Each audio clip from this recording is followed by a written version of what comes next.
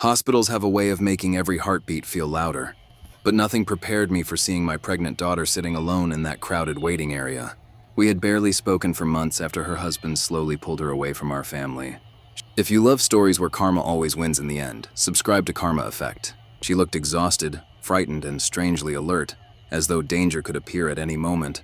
Our eyes met, and for a brief second relief softened her face before fear returned. She hurried toward me, gripped my trembling hand, and whispered, "Dad, if he finds out I told you, he'll destroy everything." I froze, unable to understand what could terrify my strong, independent daughter so completely.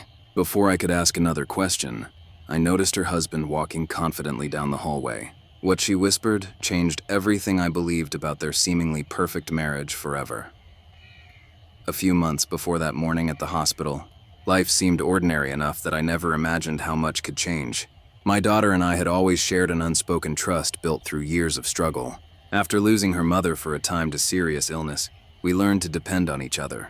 She grew into an honest, independent, compassionate woman who never hid her thoughts from me. We celebrated small victories together because we understood how hard they had been earned. Then, she met the man who would become her husband. He was polite, confident, financially successful, and careful to say every respectful thing a father hopes to hear. He treated her kindly in front of us, remembered birthdays, brought thoughtful gifts, and spoke about building a secure future. I truly believed she had chosen well. For a while, nothing seemed wrong. Their wedding was filled with laughter, hopeful promises, and the quiet pride every parent carries while watching a child begin another chapter. My wife often smiled and reminded me that letting go was also an act of love. The changes arrived so gradually that none of us questioned them. Phone calls became less frequent. Family dinners were suddenly impossible because work demanded too much. Birthdays passed with apologetic messages instead of warm embraces. Every absence came with a reasonable explanation, usually delivered by her husband before she had the chance to speak for herself. I told myself I was becoming the kind of overprotective father every married daughter eventually complains about. My wife urged patience, believing marriage naturally shifted priorities. I accepted that comforting explanation because it hurt less than doubting the people we loved. Looking back now, I understand those quiet changes were never ordinary adjustments. They were careful warning signs, and the silence surrounding them became the greatest mistake our family ever made together. Control rarely arrives wearing an obvious face. It usually borrows the language of concern, responsibility, and protection. That was exactly how my daughter's marriage slowly changed before any of us recognized the pattern. Her husband decided where they would spend weekends, which friends deserved their time, and even when she could visit family, every decision sounded reasonable until there were no decisions left for her to make. Whenever I asked whether she was happy, she answered with the same gentle smile and the same quiet reassurance. She insisted everything was fine, yet something inside those words felt rehearsed instead of lived. The daughter who once laughed without hesitation now measured every sentence before speaking. Even her silence seemed to ask permission.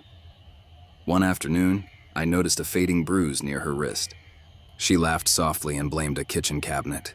Another time it was a small mark across her shoulder, explained away as an accident while carrying groceries. None of the explanations sounded impossible, but together they formed a picture I refused to complete without certainty. Our conversations became shorter every month. Visits were canceled because work suddenly demanded impossible schedules. Whenever we did meet, she rarely held my gaze for long. The warmth between us had not disappeared, yet it remained hidden behind an invisible wall neither of us acknowledged aloud.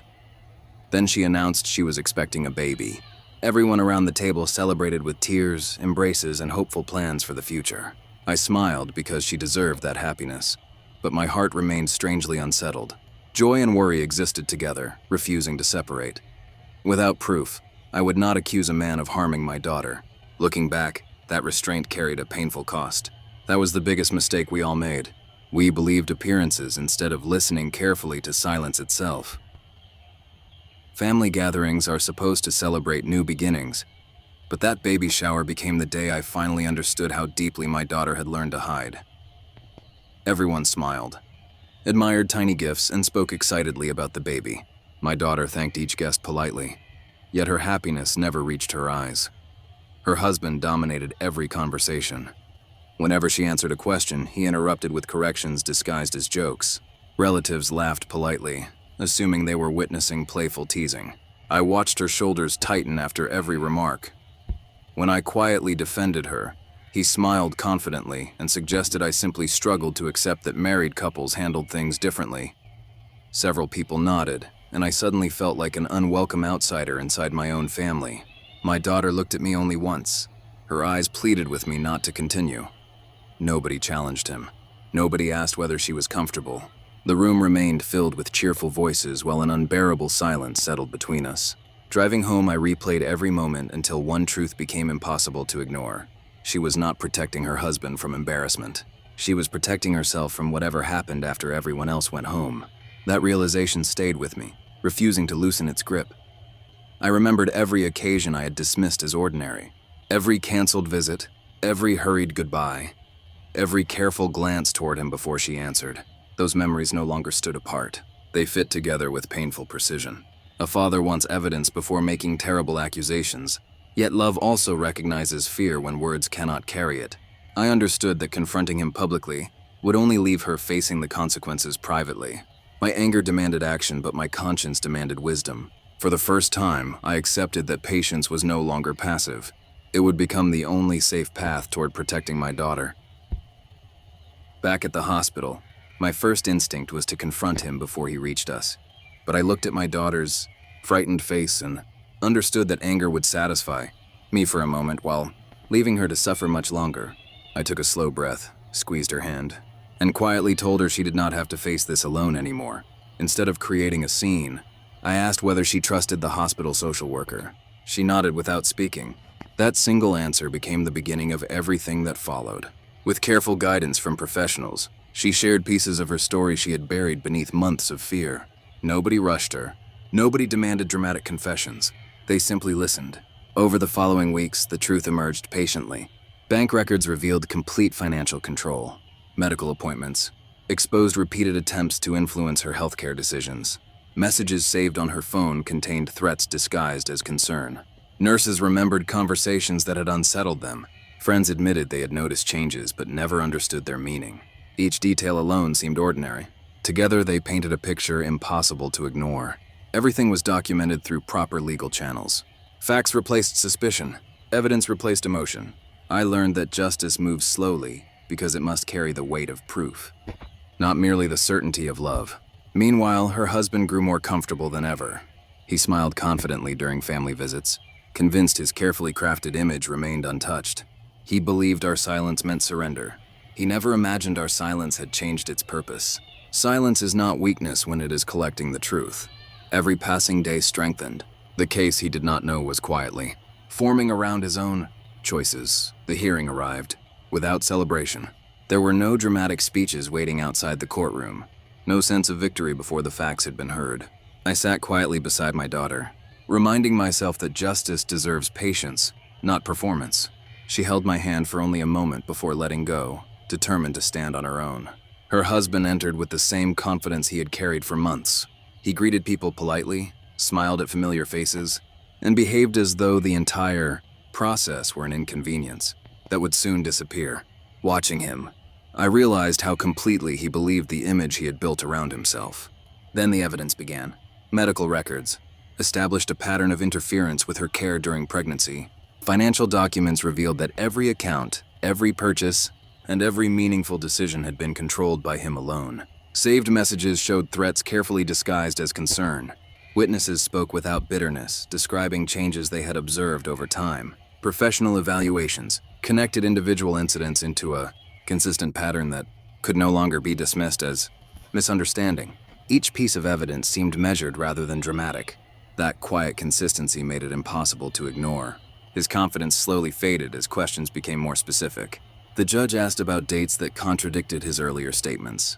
He attempted to explain them away, but each explanation created another inconsistency.